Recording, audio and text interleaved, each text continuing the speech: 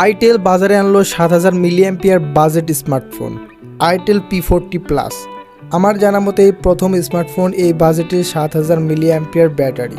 আপনারা জানেন বাংলাদেশে itel p40 মার্কেটে অ্যাভেলেবল, তাই itel p40 থেকে p40 প্লাসে কি ফিউচার যুক্ত করা হয়েছে এবং ফুল ডিটেলস জানবো আজকের এই ভিডিওতে। শুরুতে আনবক্সিং এর পালা। এই ফোনের বক্সে পাবেন itel p40 প্লাস স্মার্টফোন, এরপর হার্ড কেস, চার্জার, হেডফোন এবং টাইপ সি কেবল।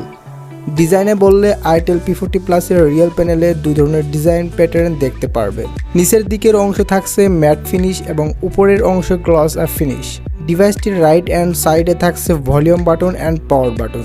নিচের দিকে থাকছে 3.5 milli audio jack, microphone, USB type C. আর কালার হিসেবে দুটি কালার পেয়ে যাবেন, ফর্স ব্ল্যাক, আইস জেন। ডিসপ্লে সেকশনে আসলে itel p40 প্লাসে ব্যবহার করা হয়েছে 6.8 ইঞ্চি এইচডি প্লাস পাঞ্চুয়াল ডিসপ্লে। এর ডিসপ্লে রেজুলেশন 720x1640 পিক্সেলস। ফোনটি বড় ডিসপ্লে থাকায় মুভি বা ইউটিউব ভিডিও দেখার বাড়তি সুবিধা পাবেন, তবে এইচডি প্লাস ডিসপ্লে থাকায় আউটডোর ভিজিবিলিটি কম থাকায় যেমনটা দেখতে পারছেন। এছাড়া ডিসপ্লের কালার কন্ট্রাস্ট, ভিউ অ্যাঙ্গেল ভালোই পাবেন। পারফরমেন্স নিয়ে বললে এই ফোনে থাকছে ইউনিসিক T606, যেটি anti level octo care processor. এটি 12 ন্যানোমিটার দিয়ে বিল্ড করা, সে সাথে মাল্টি টাচ স্ক্রিন ভালোভাবে করতে পারবেন, কারণ এখানে থাকছে 4GB RAM plus 128GB storage. আর এখানে 4GB র্যামের সাথে আরও 4GB ভার্চুয়াল র্যাম বাড়িয়ে নিতে পারবেন।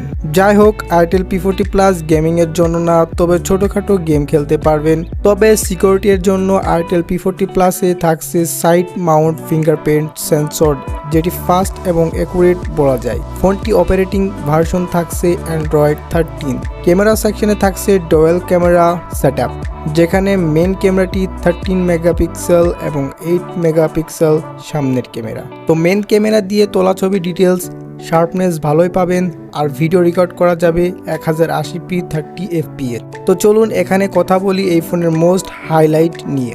itel এই ফোনেও পাচ্ছেন 7000 মিলিঅ্যাম্পিয়ার ব্যাটারি এবং 18 ওয়াট চার্জার, যেটি দিয়ে এই ফোনটি 0 থেকে 100% চার্জ হতে 2 ঘন্টা সময় লাগবে।